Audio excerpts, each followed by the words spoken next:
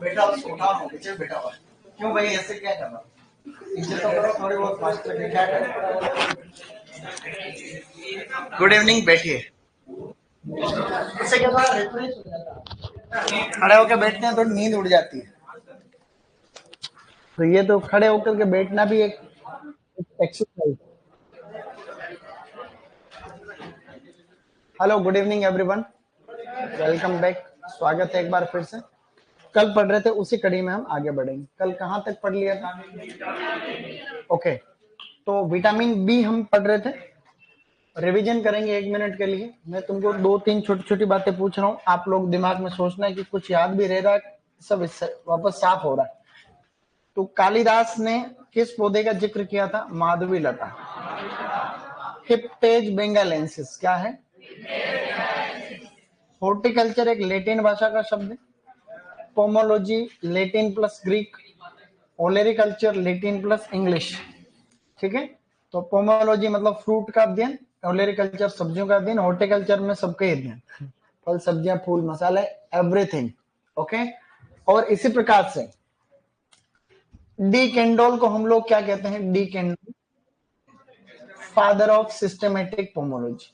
Doctor K L Chadha को क्या कहते हैं? डॉक्टर केएल चड्डा को कहते हैं फादर ऑफ गोल्डन रिवोल्यूशन, स्वर्ण क्रांति के पिता कहते हैं। ये सब बेसिक सी बातें हमने पढ़ रही थी। उसके बाद हम बात कर रहे थे कि इस महत्व क्या है, तो हमने पोषण में महत्व पढ़ा, जो कि सबसे आवश्यक और सबसे महत्वपूर्ण महत्व है कि नहीं? ओके, जिन्होंने आज ज्वाइन किया है कोई दिक्कत नहीं, ठीक है। तो सर आप लेट क्यों आते हो? 10 मिनट तो नहीं आए, देखो थोड़ा कम लेट आए, वो एक क्लास से थोड़ा इधर छोड़ते हैं तो 2-5 मिनट ऊपर नीचे हो जाते हैं। कोशिश करेंगे कि नहीं, है कि नहीं? अच्छी बात। आगे बढ़े तो हमने कार्बोहाइड्रेट पढ़ा था कि भाई सबसे ज्यादा कार्बोहाइड्रेट किसमें होता है? किशमिश के अंदर होता है। और सब्जी में किसमें होता है? कसावा में। कसावा को हम लोग कहते हैं टेपियोका या फिर मनी होट एस्कुलेंटा, है कि नहीं? सबसे ज्यादा प्रोटीन किसमें होता है? काजू के अंदर, ठीक है। काजू में सबसे ज्यादा वसा होती है वॉलनट में। किसमें होती है? वॉलनट किसको बोलते हैं? प्रोटीन की कमी से होता है क्वाशियोर। कौन सी बीमारी होती है? क्वाशियोर नामक बीमारी प्रोटीन की कमी से होती है। सबसे ज्यादा कैल्शियम होता है लीची के अंदर। सबसे ज्यादा आयरन होता है सूखे करौंदे के अंदर। आयोडीन होता है भिंडी में और पोटेशियम होता है पालक। फिर विटामिन की हमने बात करी। विटामिन ए को हम लोग रेटिनोल या केरोटीन के नाम से जानते हैं। आम के अंदर, पपीता के अंदर, बथुआ की पत्तियों में या अरबी की पत्तियों में, गाजर में विटामिन ए होता है। विटामिन ए की कमी से होने वाले रोग: रतौंधी, जीरोफथेल्मिया, केरेटोमलेशिया, बाइटोट्स स्पॉट यानी मोतियाबिंद। विटामिन बी पूरा कॉम्प्लेक्स है, विटामिन बी कॉम्प्लेक्स कहते हैं इसको। बी1 यानी, मेरे बाद में रिपीट करना, बोलो thymine, बी2 riboflavin, B3 niacin, B5 pantothenic acid, B6 pyridoxine, बी7 biotin, बी9 folate और बी12 को साइनोकोबालेमीन। यहां तक था डन। विटामिन बी2 सबसे अच्छा किसमें होता है? बिलपत्र में। ये प्रश्न आया था सुपरवाइजर में पिछली बार। बी1 की कमी से बेरी बेरी होता है कि नहीं? बेरी बेरी रोग। तो आज हम उसी से आगे पढ़ने की कोशिश कर रहे हैं स्टूडेंट। विटामिन सी क्या पढ़ेंगे? तो विटामिन सी कोई छोटी मोटी चीज है क्या? तो विटामिन सी को कहते, बाद में लिखेंगे, अभी खाली मेरे साथ में देखेंगे खाली, ठीक है ना, ताकि कुछ चीजें हम याद रखें। एस्कॉर्बिक एसिड क्या कहते हैं इसको? देखो एस्कॉर्बिक एसिड विटामिन सी है। ये विटामिन सी सबसे ज्यादा होता है एक प्लम है काकाडू प्लम। क्या नाम है उसका? Kakadu plum. क्या नाम है उसका?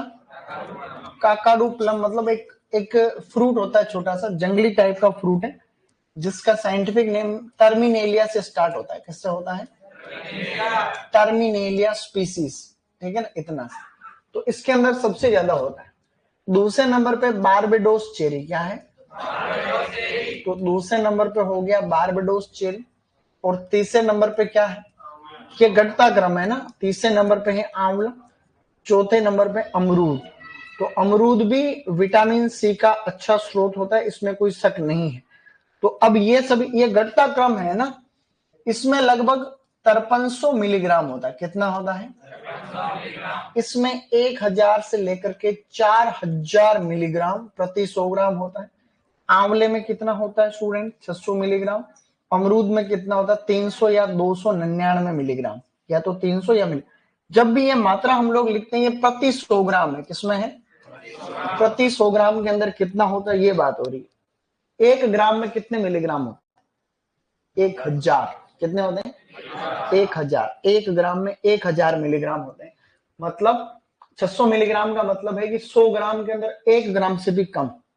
यही तो है मिलीग्राम। मिलीग्राम का मतलब कम। आप कोई दवाई लेते हो, पैरासीटामोल या कोई दवाई, तो उसके ऊपर भी कंटेंट मिलीग्राम में लिखा आता है ना। तो कई बार मिलीग्राम का मतलब बहुत कम। 1 ग्राम में कितने मिलीग्राम? 1000। 1 लीटर पानी में, 1 लीटर पानी में अगर आप 1 मिलीग्राम मिलाते हो तो 1 पीपीएम बनता है। 1 लीटर पानी, उस 1 लीटर पानी में 1 मिलीग्राम मिलाया तो कितना बना? 1 पीपीएम। 1 लीटर पानी में 100 मिलीग्राम बनाए तो कितना बनेगा? 100 पीपीएम। 1 लीटर पानी में 500 मिलीग्राम बनाए तो कितना बनेगा? 500 पीपीएम। 1 लीटर पानी के अंदर 1000 मिलीग्राम मिलाओगे तो कितना बनेगा? 1000 पीपीएम। 1000 मिलीग्राम का मतलब 1 ग्राम। तो 1 लीटर पानी में अगर हम 1 ग्राम मात्रा मिला देते हैं तो 1000 पीपीएम में। मेरी जनरल नॉलेज की बात समझ में आ रही? तो 1000 मिलीग्राम का मतलब 1 ग्राम। तो 1 लीटर पानी में 1 ग्राम मिलाया तो 1000 पीपीएम। 1 लीटर पानी में 2 ग्राम मिला दिया तो 2000 पीपीएम।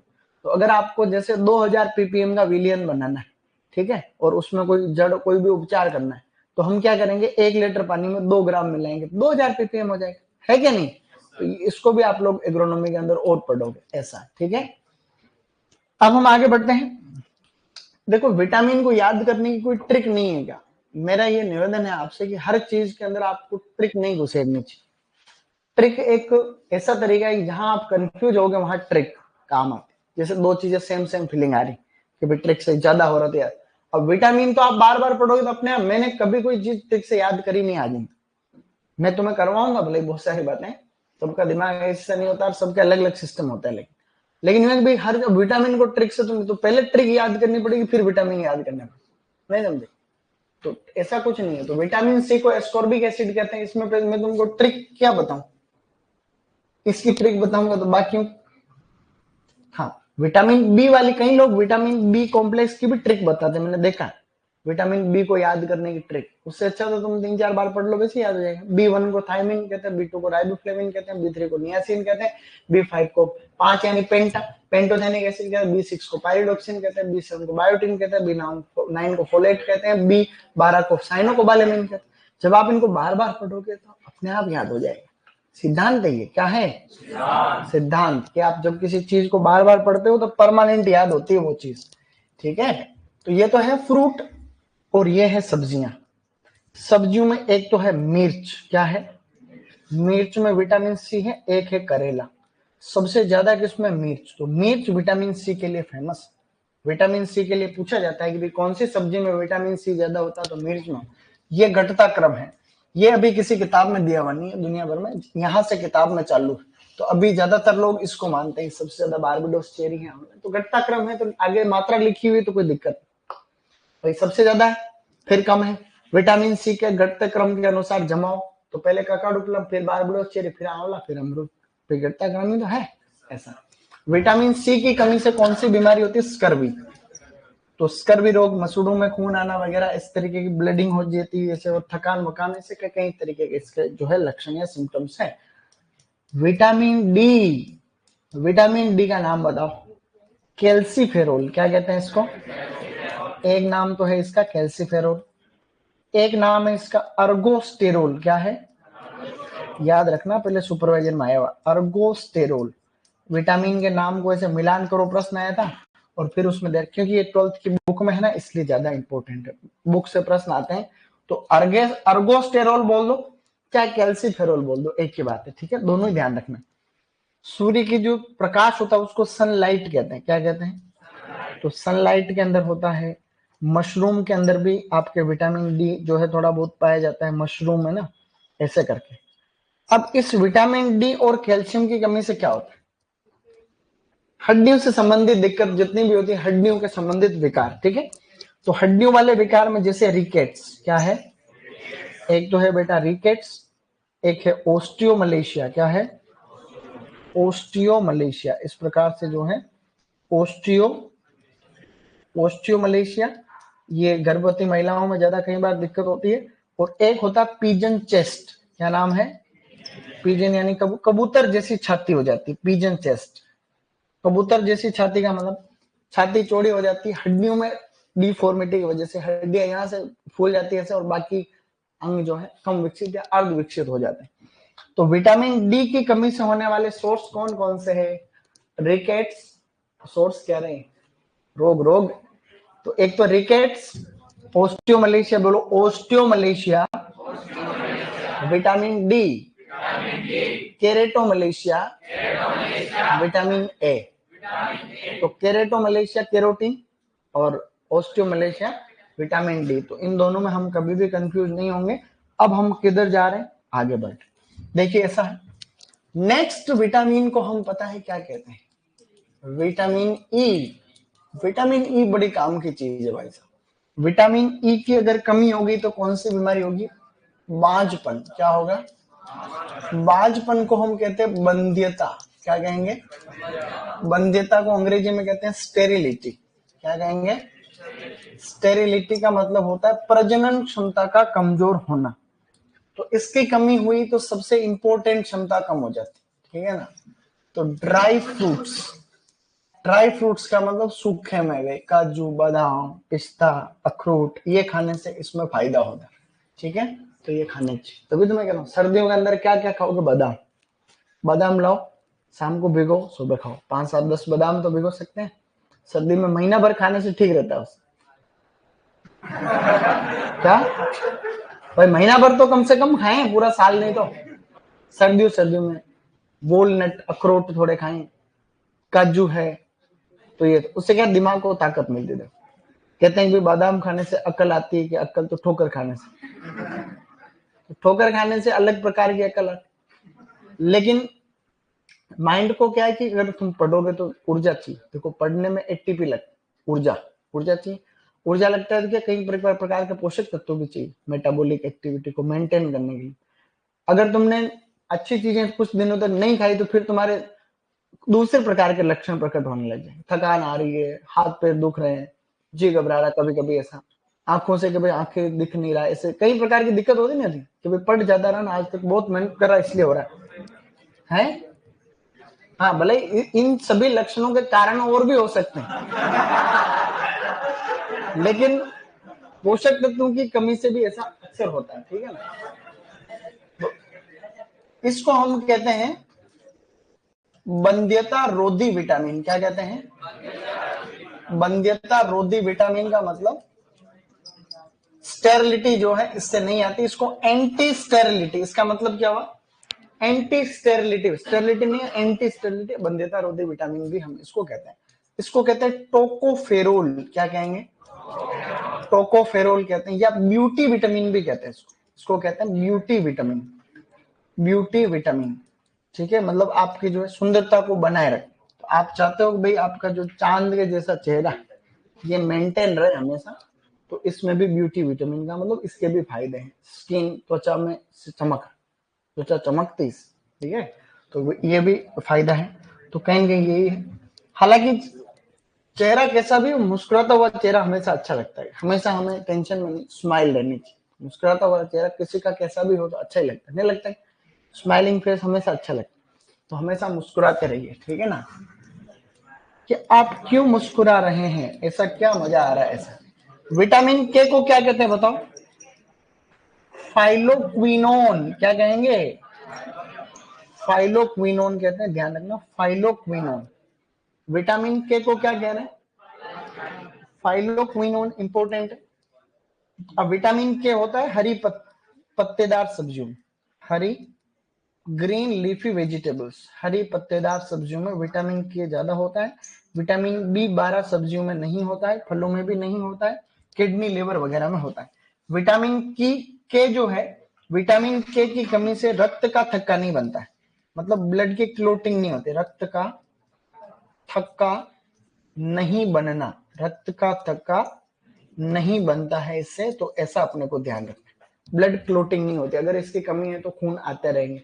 तो हमने क्या पढ़ा कि अभी तक कुछ, विटामिन ए को कहते हैं रेटिनोल कैरोटीन, विटामिन बी1 को थायमिन, बी2 को राइबोफ्लेव, बी3 को नियासिन, बी5 को pantothenic acid, B6 pyridoxine, बी7 biotin, बी9 folate, B12 साइनोकोबालेम, vitamin C ascorbic acid, vitamin D calciferol अर्गोस्टेरोल, vitamin E tocopherol, vitamin कौन सा बच गया, विटामिन के फाइलोक्विनोन, क्या कहेंगे, एक बार पढ़ने पे कोई चीज याद थोड़ी हो, बार बार पढ़ने पे अपने आप हो जाता है, इसलिए कोई भी तुमको ज्यादा टेंशन लेने की आवश्यकता नहीं है। सब्जियों के अंदर फैट नहीं होती, एक लाइन लिखाऊंगा यार कि जो सब्जियां होती है उनमें बाकी पोषक तत्व तो है लेकिन क्या नहीं है, फैट। वसा सब्जियों में बहुत कम होती है या नहीं होती है, 0.1% से भी कम। तो यहां हम नोट करके एक लाइन बोल जाऊंगा, तो उसके माध्यम से तुम्हें ये चीज याद रहेगी। फल सब्जियों में सर्वाधिक पाए जाने वाला पोषक तत्व है पोटेशियम, क्या है, तो पोटेशियम सबसे ज्यादा होता है फल और सब्जियों में। कोई एक पोषक तत्व जो ज्यादा है तो वो क्या है, पोटेशियम। और फल सब्जी को हम और किस नाम से जानते हैं, प्रोटेक्टिव फूड, क्या कहते हैं, प्रोटेक्टिव। क्या बात है, बस इतना ही से तो आपको ध्यान रखना है। आगे बढ़ते हुए अब हम बात करेंगे फल सब्जियों में फर्क क्या है। कोई अपने को पूछ ले कि भाई फल और सब्जी में अंतर तो बताओ भाई साहब, तो अंतर देखो कैसे बताएं, फल और सब्जियों में बेसिक क्या डिफरेंस होता है उसकी हम बात, कोई पूछ ले ऐसे ही तो हम उसको कम से कम बेसिकली ये बता पाए कि फल सब्जियों में छोटा मोटा ये फर्क होता है, ठीक है। तो फल जितने भी होते हैं इनका खाने योग्य भाग क्या होता है, परिपक्व अंडाशय, क्या होता है, तो जितने भी फल होते हैं उनका अंडाशय ही खाया जाता है, मतलब परिपक्व होने के बाद में अंडाशय। तो मैं यहाँ पे लिख रहा हूं क्या, परिपक्व अंडाशय, यानी मेच्योर ओवरी ही खाई जाती। भाई फल, अंडाशय तो फ्रूट में कन्वर्ट होता है, तो फलों में तो यही, लेकिन सब्जियों में तो आप फल भी खा सकते हो, पत्तियां भी खा सकते हो, तना भी खा सकते हो और जड़ भी खा सकते हो। मतलब सब्जियों के हम लगभग लगभग सभी भागों को खा सकते हैं, जबकि फलों के ज्यादातर क्या खाते हैं, खाली खाली परिपक्व अंडा से या फ्रूट को ही हम लोग खाते हैं। किस प्रकार की प्रकृति के होते हैं ज्यादातर, तो फ्रूट एसिडिक नेचर के होते हैं। कैसे होते हैं स्टूडेंट्स, अम्लीय प्रकृति के होते हैं। फल अम्लीय, सब्जियां क्षारीय। तो सब्जियां क्षारीय होती, टमाटर को छोड़ के, टमाटर अम्लीय होता है, क्या होता है, तो टमाटर अम्लीय है, बाकी सभी सब्जियां कैसी हैं, क्षारीय हैं। तो ये अपने को थोड़ा सा ध्यान रखने की जरूरत है। आगे हम बात करें कि किस चीज के ज्यादातर स्रोत होते हैं, तो फ्रूट में विटामिन की मात्रा ज्यादा है, क्या ज्यादा है, तो फ्रूट के अंदर विटामिन। सब्जियों में खनिज पदार्थ ज्यादा है, खनिज, खनिज पदार्थ का मतलब होता मिनरल्स। तो सब्जियों में विटामिन भी होते हैं, सब्जियों में फलों से कम होते हैं लेकिन विटामिन ज्यादा होते हैं। अब यहाँ इस लाइन का क्या मतलब है, देखो फ्रूट के अंदर क्या ज्यादा होता है, सब्जियों में क्या ज्यादा है, खनिज पदार्थ, लेकिन विटामिन भी होते हैं सब्जियों में। ये मैंने इसलिए लिखा कि एमपीयूएटी यूनिवर्सिटी के अंदर सुपरवाइजर के पेपर में प्रश्न आया कि सब्जियां मुख्यतया एक बहुत अच्छा स्रोत होती है कार्बोहाइड्रेट का, प्रोटीन का, वसा का, खनिज पदार्थ और विटामिन का। तो ऐसे में क्या करना अपने को, खनिज पदार्थ और विटामिन। तो सब्जियों में ये खनिज पदार्थ और विटामिन की मात्रा क्या है, ज्यादा पाई जाती है। हालांकि अकेले विटामिन की बात हो तो क्या है, ये फ्रूट है। तो इसमें कोई ज्यादा समझने वाली बात नहीं है, नॉर्मल सी चीज है। हम अगर जीवन चक्र की बात करें, जीवन चक्र का मतलब क्या होता है पता है, लाइफ साइकिल। तो फल जितने भी होते हैं स्टूडेंट्स बहुवर्षीय होते हैं, कोई नई बात नहीं। और जितने भी सब्जियां होती है वो क्या होती है, एक वर्षीय होती है, यानी ज्यादातर एनुअल होती, एक वर्षीय यानी एनुअल। तो ये कुछ कुछ बातें हमको ध्यान रखने की आवश्यकता। गर्मी थोड़ी ना हो रही, गर्मी हो रही है तो मैं तुम्हें सबके लिए पंखा चला देता हूँ, 2 नंबर पर चलेगा, बहुत बढ़िया। ये क्या है जुगाड़ जो समझ में आ जाता है, ये 2 पे चलेगा। अभी ऐसे घूमता रहेगा तो थोड़ी तुम सब क्या हवा आएगी, थोड़ी हवा आएगी, ठीक। उसकी कहाँ जरूरत है, रॉयल का एक पंखा काफी है सबके हैं। रॉयल के पंखों को कोई छोटी मोटी चीज समझ रहे हो हैं?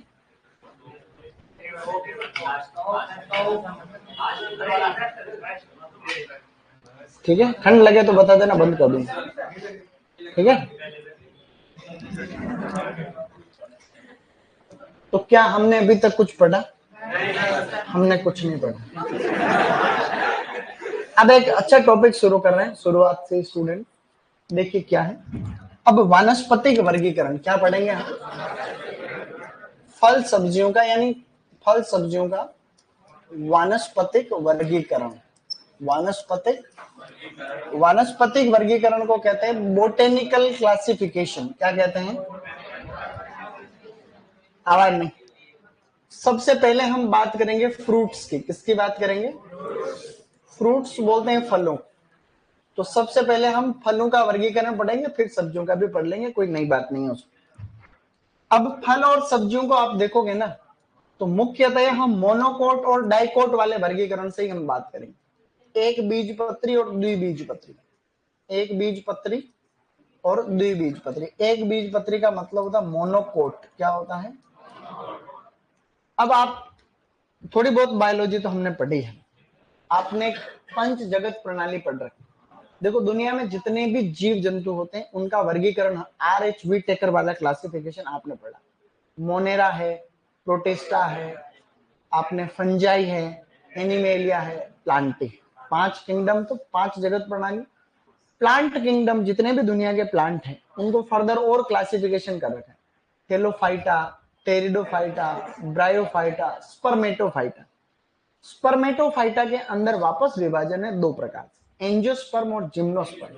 ठीक है, आवर्त बीजी और अनावर्त बीजी। तो जितने भी फल सब्जियां हैं ये सभी के सभी एंजियोस्पर्म्स। क्या है? एंजियोस्पर्म और जिम्नोस्पर्म में एक फर्क कि एंजियोस्पर्म के अंदर हमेशा बीज जो होता है वो फल के अंदर आता है। मतलब पहले फूल आएगा, फिर फल बनेगा, और फल के अंदर मतलब जनरली सीड्स जो होते हैं वो इनक्लोज्ड रहते हैं फ्रूट के अंदर। जिम्नोस्पर्म में ऐसा कुछ प्रोसेस नहीं होता। फ्लावरिंग प्लांट है, नॉन फ्लावरिंग प्लांट, उनमें फूल नहीं आते। फूल किसमें आते हैं? एंजियोस्पर्म। एंजियोस्पर्म को 2 भागों में बांट रखा है, मोनोकोट और डाइकोट। ठीक है, मैंने अभी जो भी बताया वो खाली जनरल नॉलेज था।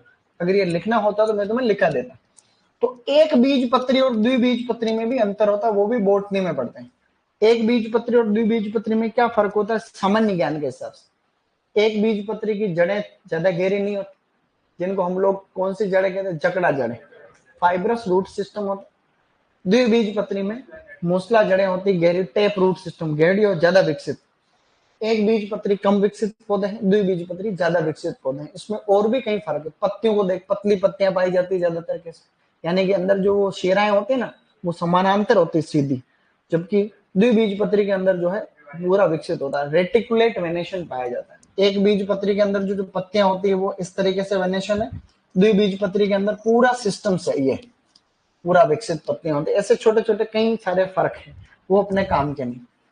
फर्क याद रखना ही हो और जनरल नॉलेज हो तो एक बता देता हूँ अच्छा फर्क, फूल वाला। एक बीजपत्री के फूल को तोड़ो और उसकी पंखुड़ियों को गिनो। पंखुड़ियों को गिनोगे तो 3 के गुणा में आएगी, 3, 6, 9। इसका मतलब वो एक बीजपत्री। आपने किसी पौधे का फूल तोड़ा और उसको गिना। किसको गिना? पंखुड़ियों को। दलपुंज होते हैं, दलपुंज बाय दलपुंज, दोनों में से किसी एक को गिनना। ठीक है, तो 3 के गुणा में आ रहे हैं तो एक बीजपत्री। अगर उनको गिन रहे हो तो 4 है या 5 है, या तो 4 है या 8 है, मतलब 4 के गुणा में है, या फिर उनको गिन रहे हो 5 है या 10 है, यानी 5 के गुणा में। अगर वो 3 के गुणा में है इसका मतलब तो वो क्या है? एक बीजपत्री। 4 या 5 के गुणा में तो वो क्या है? ये एक सामान्य अंतर है, सरल अंतर है। आपने किसी फूल को तोड़ा और पता कर लिया, है क्या नहीं? बाकी आप पौधे को देख के भी पहचान सकते हो। केला एक बीजपत्री, जड़ें ज्यादा गहरी नहीं होती है। एक आम है तो गहरी जड़ें होती है, ऐसे। तो आप इसे देख के भी पहचान सकते हो। अभी हम आगे देखेंगे तो पौधों में तुम्हें सीधा ही पता चल जाएगा। ये सामान्य ज्ञान था, ये आपके सिलेबस में नहीं है और टेंशन भी नहीं लेने का। अब हम मोनोकोट में कौन कौन से फल आते हैं उनकी बात कर रहे हैं। एक टेबल बनेगी, सबसे पहले क्रम संख्या लिखना, उसके बाद में इधर तो लिखेंगे कुल। क्या लिखेंगे? कि कौन सा कुल है। आगे लिखेंगे उसका सामान्य नाम, कि उस फल को हम सामान्य नाम किससे जानते? जैसे केले का सामान्य नाम क्या है? केले। केले का केले ही है। वो म्यूसा पैराडीसिका उसका वानस्पतिक नाम। तो आगे लिखेंगे वानस्पतिक नाम, फिर लिखेंगे गुणसूत्र संख्या, फिर लिखेंगे उत्पत्ति स्थल। उत्पत्ति का मतलब धरती पे सर्वप्रथम वो किस इलाके में मतलब आए या प्रकृति ने उनको बनाया। तो सबसे पहला जो कुल है उसको हम कहते हैं एरेकेसी। क्या नाम है? एरेकेसी। तो पहली फैमिली एरेकेसी है स्टूडेंट्स। एरेकेसी का दूसरा नाम है पामी। क्या नाम है? पामी। इसके अंदर सबसे पहले जो आता है खजूर। क्या आएगा? एक तो आता है खजूर, एक आता है नारियल, सिलेबस में नारियल नहीं है। तीसरा आता है सुपारी। क्या आता है रे भैया? सुपारी। ये सभी एरेकेसी फैमिली में आते हैं, मोनोकोट। खजूर सिलेबस में। खजूर का वैज्ञानिक नाम बताओ। फोनिक्स या फिर फिनिक्स डेक्टाइलीफेरा। क्या है? फिनिक्स डेक्टाइलीफेरा। फिनिक्स डेक्टाइलीफेरा। नारियल को कहते हैं कोकस न्यूसीफेरा। कोकस न्यूसीफेरा, न्यूसी है ना, कोकस न्यूसीफेरा। इसका नाम याद नहीं रखना है, रखना चाहो तो मैं लिख दूंगा भले, लेकिन सिलेबस में। Areca catechu. क्या कहते हैं? Areca catechu. आप लिखना चाह रहे हैं कोई बात नहीं, अरेका कटेचू। तो ऐसे करके ये नाम है। खजूर में गुणसूत्र होते हैं 36। खजूर का उत्पत्ति स्थल इराक का। कैसे? कबूतर इराक। दक्षिणी पश्चिम एशिया। क्या है ये? दक्षिण पश्चिम एशिया। नारियल में 32 है। दक्षिणी पूर्वी एशिया। क्या है ये? दक्षिण, ऊपर वाला पश्चिम था, ये दक्षिणी पूर्वी एशिया। इसके अंदर सेम टू सेम 32 है, सेम टू सेम दक्षिणी पूर्वी एशिया। आपको इस पूरी स्लाइड में से खाली क्या याद रखोगे तो काम चलेगा? खजूर। बाकी याद ये रखना है कि नारियल और सुपारी भी क्या है? एक बीजपत्री। एक बीजपत्री में अरेकेसी फैमिली में दो पौधे और हैं, वो आप खाली नाम याद रख लेना। एक तो है ऑयल पाम। क्या है? और एक है पल्मीरा पाम। क्या नाम है? पल्मीरा पाम। ये दो पाम आप ध्यान रखोगे। इसका नाम तो होता है इलेइस गुइनेंसिस। क्या होता है? इसका होता है बोरासस फ्लेबेलिफेर। क्या है? बोरासस फ्लेबेली। ये खाली ये याद रखना है कि मोनोकोट है। क्या याद रखोगे? शाबाश। अब देखो आगे, दूसरा कुल है तुम्हारा ब्रोमेलिएसी। क्या है? क्या ये कोई छोटी मोटी चीज है क्या? और क्या, ब्रोमेलिएसी में आता है पाइनएप्पल। पाइनएप्पल। अनानास कोमोसस। क्या नाम है? अनानास कोमोसस। और अनानास कोमोसस में गुणसूत्रों की संख्या 50। उत्पत्ति स्थल ब्राजील। बताओ ब्राजील कौन से महाद्वीप में स्थित है? बताया था मैंने 2 दिन पहले। यूरोप में कहां से ब्राजील आ गया? इनको विश्व का, एशिया में किधर ब्राजील? भाई विश्व का नक्शा तो तुम्हारे दिमाग में रहना। देखो कोई भी बात निकले, किसी देश का नाम आते तुम्हारे दिमाग में कम से कम आइडिया रहे कि ये फला देश फली जगह पे। मेरी बात को समझे तुम?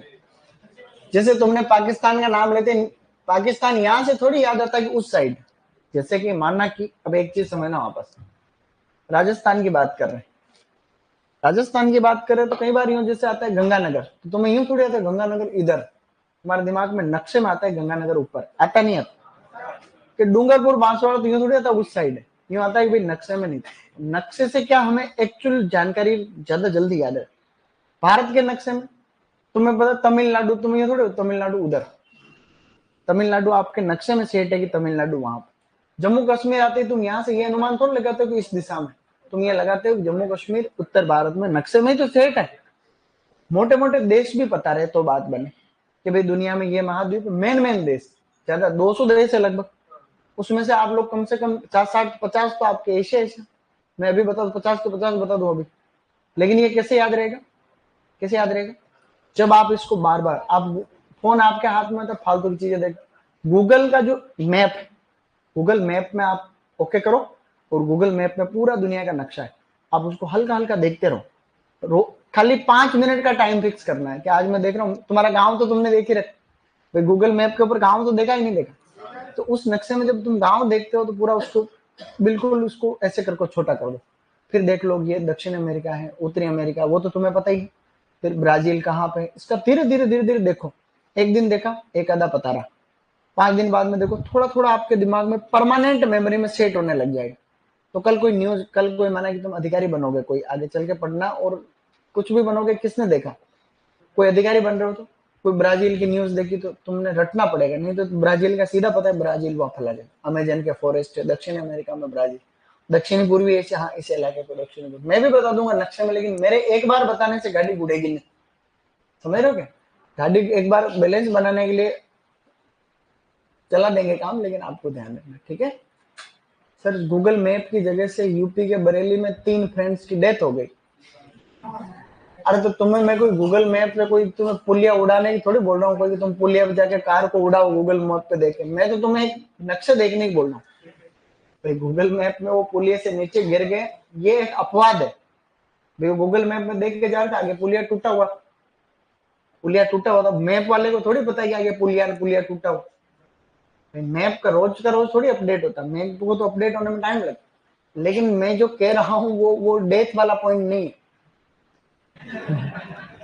तुम तो उस बात को लेके बैठ रहे हो। भाई जो डेथ हो गई उसका क्या ही लेना, भाई उसका क्या लेना, इन दोनों बातों के बीच में कोई कनेक्शन है। भाई कहाँ पे ध्रुव तारा में एक कहावत बहुत खतरनाक है गाँव में। एक और देख रहे हैं लास्ट फ्रूट, फिर हम आगे बढ़ जाएंगे। अगली फैमिली है बेटा म्यूजेसी। क्या है, म्यूजेसी में आता है केला। केले को बोलते क्या है, म्यूसा पेराडीसिएका। क्या है, म्यूसा पेराडीसिएका। तो म्यूसा पेराडीसिएका है गुणसूत्र संख्या 22, 33 या 44। जो म्यूसा पेराडीसिएका है ये त्रिगुणित है, बाकी सभी जंगली प्रजातियां द्विगुणित। तो म्यूसा पेराडीसिएका ट्रिप्लोइड है, 33 याद रखने, ठीक है। उत्पत्ति स्थल है इंडो मलाया। इंडो, या तो आप इंडो मलाया याद रखो, या इसकी जगह दक्षिणी पूर्वी एशिया। क्या है, दक्षिणी पूर्वी एशिया का ही Indonesia Malaysia. Indo Malaya, Indonesia, Indo का मतलब इंडोनेशिया नहीं भारत, इंडो मलाया यानी भारत से मलेशिया वाला जो एरिया है वहां पे इसकी उत्पत्ति है। भाई उत्पत्ति का मतलब आप किसी चीज को समझे नहीं। देखो भाई ये धरती है और धरती गोलमाल है, तुम्हें कोई शक है इस बात में, कोई शक नहीं। अब इस धरती के ऊपर आप देख रहे हो, अब पहले ये धरती थी, अभी इसको एशिया मान लो, ठीक है, एशिया, एशिया का ये उत्तर, दक्षिण, पूर्व और पश्चिम, ठीक है। मान लो यहाँ पे ये लगभग भारत ही है, यहाँ भारत। तो अब ये जो इलाका है ये दक्षिणी पूर्वी एशिया है। ये पूरा इलाका क्या है, दक्षिणी पूर्वी। ये दक्षिणी पश्चिमी एशिया है, ठीक है। ये उत्तर उत्तर पश्चिम एशिया है, ये उत्तर पूर्वी एशिया, ठीक है। तो ऐसे, तो ये वाला इलाका, इस इलाके में लगभग 10 देश आते हैं। कितने आते हैं, 10 देश। उनका एक समूह बना हुआ वैश्विक संगठन भी है, उसको एशियान कहते हैं। क्या कहते हैं, एक संगठन है, देखो एशियान, साउथ ईस्ट एशिया। ये तो इसका मतलब क्या, दक्षिणी पूर्वी एशिया। भाई साउथ ईस्ट एशिया, ये साउथ ईस्ट एशिया। तो एसोसिएशन का मतलब संगठन है, association of south east Asian Nations, देश, कंट्री। तो association of south east Asian Nations, यहाँ पे ये 10 देशों का एक संगठन। 10 देश कौन से हैं, म्यांमार है, थाईलैंड है, कंबोडिया है, वियतनाम है, सिंगापुर है, मलेशिया है, इंडोनेशिया है, ब्रुनाई है, फिलीपींस। ऐसे करके 10 देश है। इन 10 देशों का संगठन को क्या बोल दिया, एशियन। तो दक्षिण पूर्वी एशिया, देश तो बाद में बने, ये धरती के ऊपर ये हिस्सा तो पहले बन गया। तो यहाँ इस बायोडाइवर्सिटी में जो भी फसलें प्राकृतिक रूप से यहाँ पैदावार जिनकी मानेगी उनको उत्पत्ति कह रहे हैं। भाई आज के माने कि 2 करोड़ साल पहले, 5 करोड़ साल पहले किसी पर्टिकुलर चीज की उत्पत्ति है, तो हमने थोड़ी देखा, वैज्ञानिकों ने बाद में अनुमान लगाया। जैसे वेविलोव ने दिया ये काम, तुमने नाम सुन रखा हो वेविलोव, जिन्होंने उत्पत्ति केंद्र के सिद्धांत दिया कि कौन से, पूरी धरती को 8 केंद्रों में बांट दिया कि ये 8 सेंटर ऑफ डाइवर्सिटी है, सेंटर ऑफ ओरिजिन, यहाँ पे उत्पत्ति हुई। तो ये भी एक सेंटर ऑफ डाइवर्सिटी, मतलब प्राकृतिक रूप से यहाँ बहुत ही जैव, जैसे अमेजन के जंगल ही एक जैव विविधता का अच्छा उदाहरण, मतलब यहाँ बायोडाइवर्सिटी बहुत है, जैसे दक्षिण भारत में पूर्वी घाट और पश्चिम घाट, हिमालय अपने आप में यह हिस्सा है। समझ रहे हो मेरी बात? तो यहाँ पर धरती में सबसे पहले पौधों की उत्पत्ति हुई, तो केले की उत्पत्ति भी इधर मानी जाती है, आम की भी इधर मानी जाती है, नारियल की भी इधर मानी जाती है, जबकि पाइनएप्पल की ब्राजील साइड में मानी जाती है कि नहीं? ऐसा। तो अब एक काम करना है आपको, पता है क्या लिखना है इसमें? तुरंत लिखेंगे, त्वरित।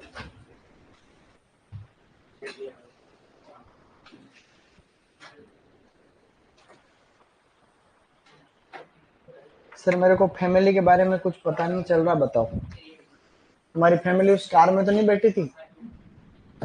फैमिली का मतलब ऐसा है कि भाई क्या, एक बार लिखो फिर बताऊंगा सबको सब।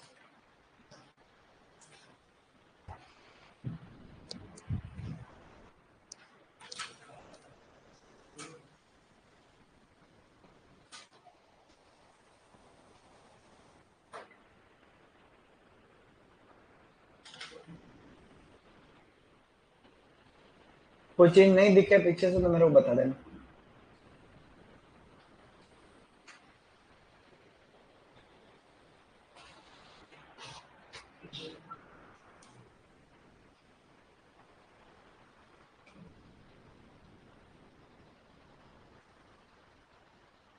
और ये थोड़ा पछता काम कर रहा है।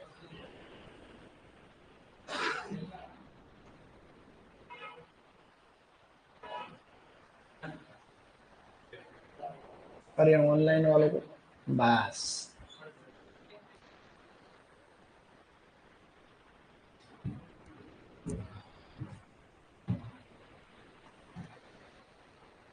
आराम से एक बार ऑनलाइन में जितने भी स्टूडेंट्स हैं बेटा, ऐसा है कि अपने को टेंशन नहीं लेने का, आराम से पढ़ो, सब कुछ होगा।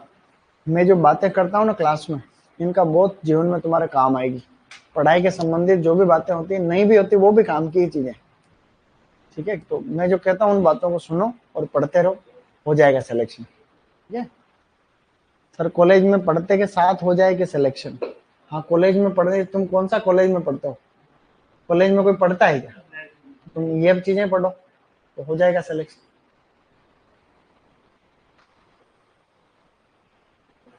विटामिन डी में 3 नंबर, कौन सा 3 नंबर?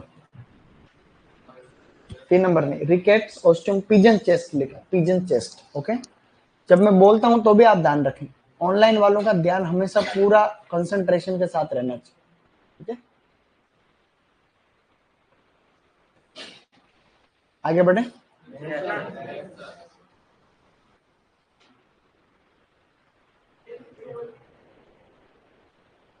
सर मैं कश्मीर में हूँ, हॉर्टिकल्चर में। कोई बात नहीं बेटा, कश्मीरी अपना पूरा भारत का ही है। ठीक है, तो तुम कश्मीर में पढ़ रहे हो तो अच्छी बात है। कश्मीर से यहाँ उदयपुर आओ, तब देखो क्या क्या तुमको लाना है जो बता देता हूँ। एक तो तुमको सेब लेके आने 2-3 किलो मेरे लिए स्पेशल। एक तेरे को वहां से थोड़ी सी बादाम, काजू, केसर भी बहुत फेमस है कश्मीर, केसर वैसर ये सब तुम्हें डिब्बे में भर के लाना है। सस्ते मिलते हैं वहाँ, सस्ते मिलते हैं।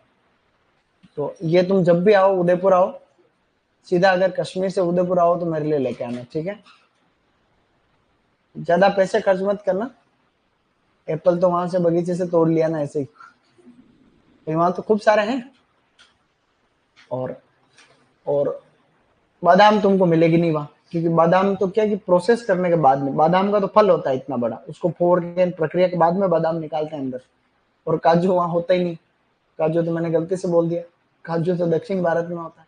तो काजू तुमको नहीं लाना, केसर लानी, अच्छी कश्मीरी केसर। ठीक है, चलो आगे बढ़ो। ये गलत बात, देखो फास्ट लिखना चाहिए।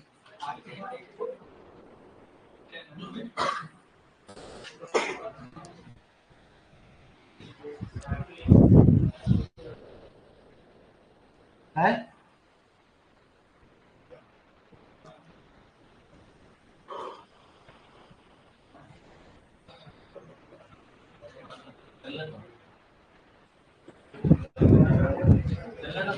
यस, बढ़ रहा है।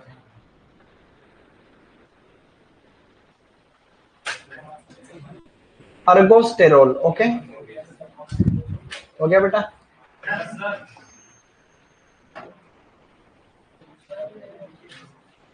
किस किस के छूट गया आज का? करंट आ गया है? ना करंट आ रहा हुआ ध्यान रख।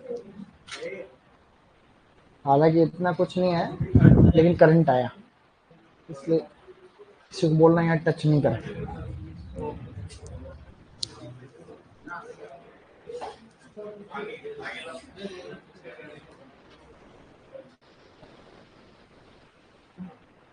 अब फास्ट लिखो, है ना? अच्छा, आज सुपरवाइजर का रिजल्ट आने वाला था, 28 तारीख का था आज। मैं देख लेता हूँ, आया हो तो कट ऑफ बता देता हूँ तुमको।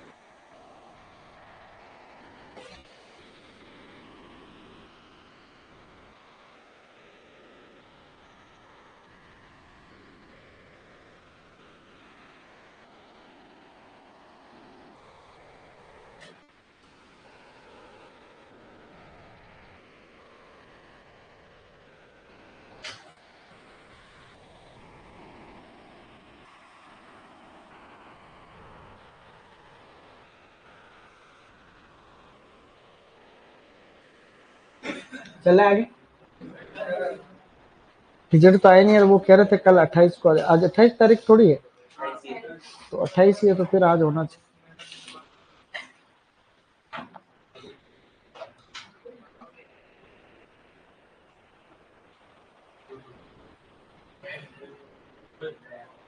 आज कृषि पर्यवेक्षक सीधी भर्ती का परिणाम जारी कर रहे हैं, सांझ तक अपलोड पर इस वेबसाइट पर देख लेना, सांझ तक, सायकाल तक, मतलब शाम तक आएगा, है ना? कट ऑफ तुमको बता देंगे जैसे आएगा, है? बड़े आगे। तो कट ऑफ इतनी जाएगी, ओबीसी की जाएगी कितनी? 330 प्लस, 330 जाएगी ओबीसी, 230, सॉरी। यहाँ लाइन लिखो, यहाँ लिखो सब्जियों में, नोट करके एक लाइन लिखो फटाफट। सब्जियों में सबसे कम पाया जाने वाला तत्व, सब्जियों में सबसे कम पाया जाने वाला तत्व, आगे लिखो वसा।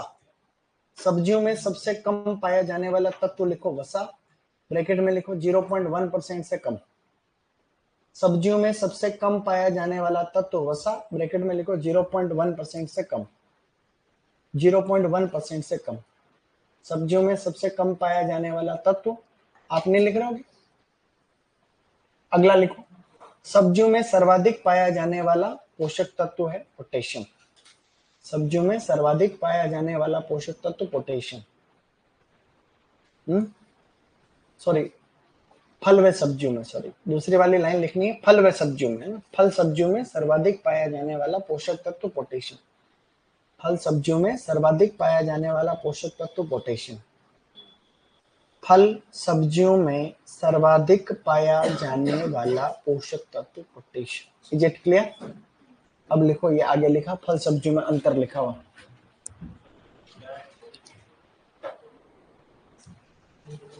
सर पिछले पेपर में कितना ही जोर लगा लो 70 से ज्यादा नहीं हो पा रहा है। हाँ तो ज्यादा जोर नहीं लगाना आप, नहीं।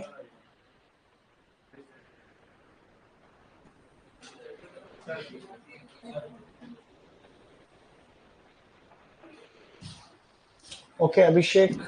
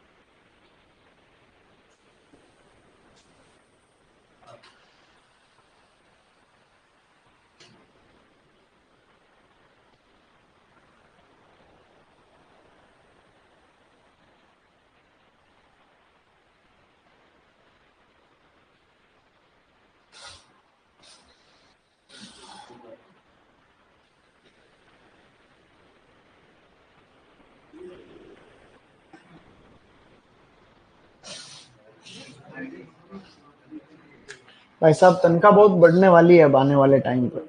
देखो आज ये न्यूज आई है, केंद्र सरकार में बढ़ रही है, इसका मतलब 8वें वेतन आयोग में तुम्हारे भी खूब बढ़ जाएगी। 18,000 नहीं, 51,480 रुपए होगी कम से कम बेसिक सैलरी। 18,000 नहीं, 51,000 न्यूनतम बेसिक। 1 करोड़ कर्मचारियों के लिए खुशखबरी। 8वें वेतन आयोग में केंद्रीय कर्मचारियों को अभी तक 18,000 रुपए न्यूनतम बेसिक सैलरी मिलती है। नए साल में मोदी सरकार केंद्रीय सरकार को बम्पर सैलरी का तोहफा दे रही है। इसमें 18,000 की जगह 51,480। अगर ऐसा ही हो जाता है तो तुम्हारी तनख्वाह होगी सुपरवाइजर बनने के बाद में 60-70। बीएससी नहीं मांगेगी, बीएससी नहीं मांगेगी। मांग ली तो फिर कहीं से अपन लाएंगे मांग।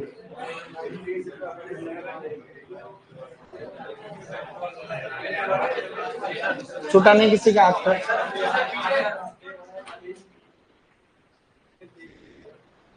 बीएससी नहीं मांगनी चाहिए। देखो वैसे तो नहीं मांगेंगे, लेकिन भरोसा नहीं कर सकते, लेकिन नहीं मांगेंगे। इसके पीछे कारण है राजनीतिक महत्वाकांक्षा। सरकार चाहती है कि ज्यादा से ज्यादा लोगों को मौका मिले। अब 12वीं की जगह ग्रेजुएट कर देंगे तो 12वीं पास कहाँ जाएंगे? सरकार नहीं करेगी, बस मेरे हिसाब से नहीं। ऐसा करे तो सरकार गिरा देना सही नहीं।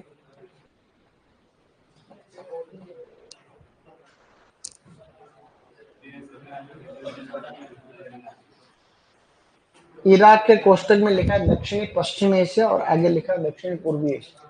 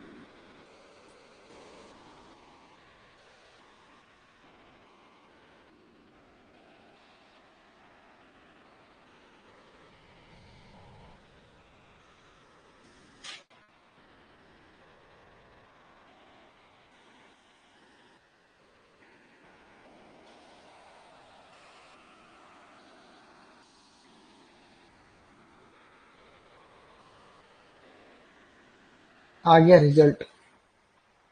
अभी कट ऑफ आने ही वाली है, बस कोई भी ग्रुप में भेज देगा तुरंत। रिजल्ट आ गया, लो मैं बता देता हूँ। ठीक है, रोल नंबर आए हैं सीधे, इनका सिलेक्शन हुआ है। बोर्ड द्वारा कृषि परीक्षा भर्ती आयोजित की गई, लगभग 2 गुना अभ्यर्थियों का अंतिम रूप से किया गया था। तो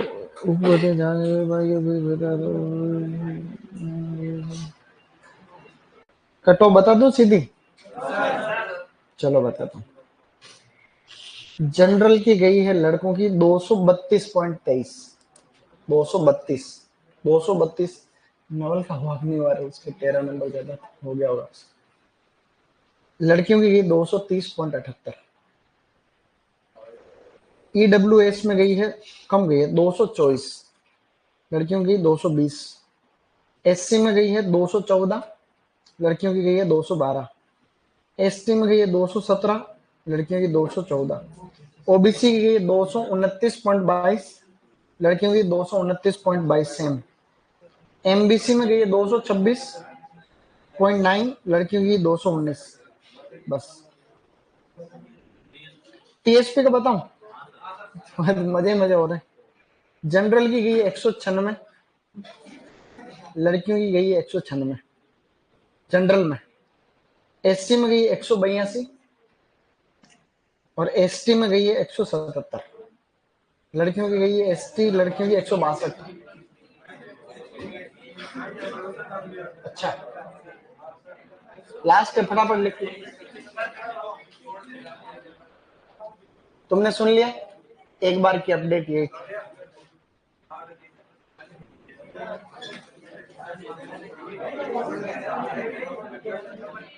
बस बात नहीं, बात नहीं।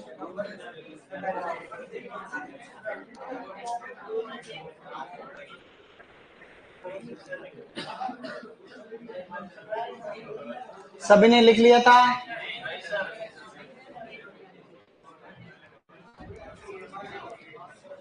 बस बात नहीं, वो तो कट ऑफ ज्यादा इसलिए गई क्योंकि सीट नहीं थी। सीट तो 270 थी, 370 टीएसपी की निकालने के बाद।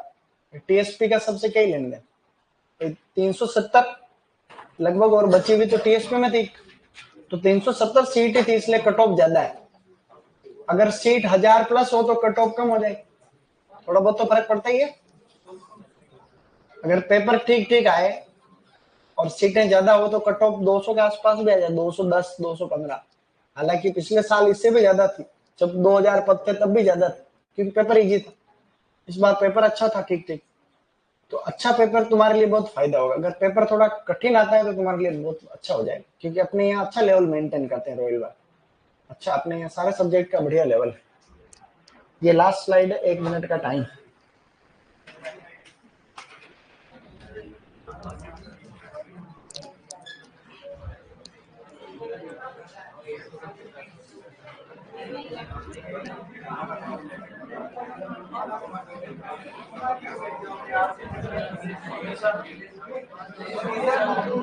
सोनी सर हो गया, 1 सेकंड, बस बस।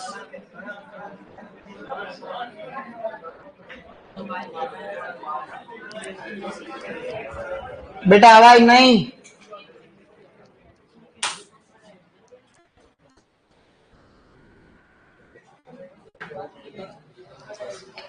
सर एसटी की कट ऑफ कितनी थी? जो एसटी का कितनी बताई? 217, 217 थी एसटी की, 217 थी। जनरल की 232 थी, ओबीसी की 229 थी। एससी की क्या थी?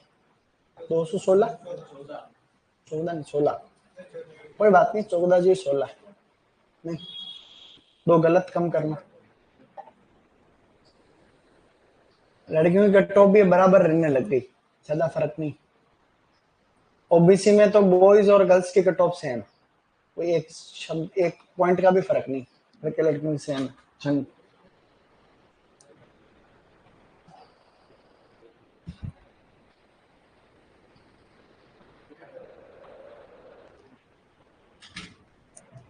सर आरक्षण वाला लफड़ा खत्म करना चाहिए।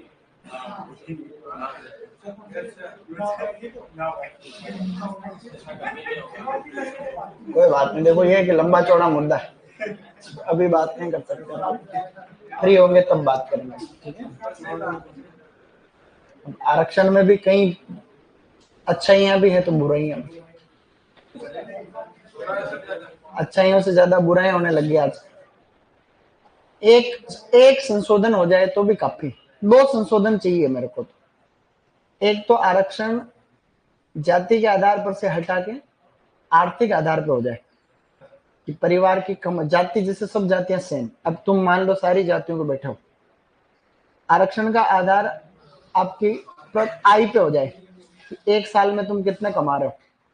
कोई 8 लाख या उससे ज्यादा कमा रहा है तो उसकी अलग कैटेगरी बना रहे, उससे नीचे कम, ऐसा कुछ क्राइटेरिया हो जाए तो भी फर्क पड़ेगा।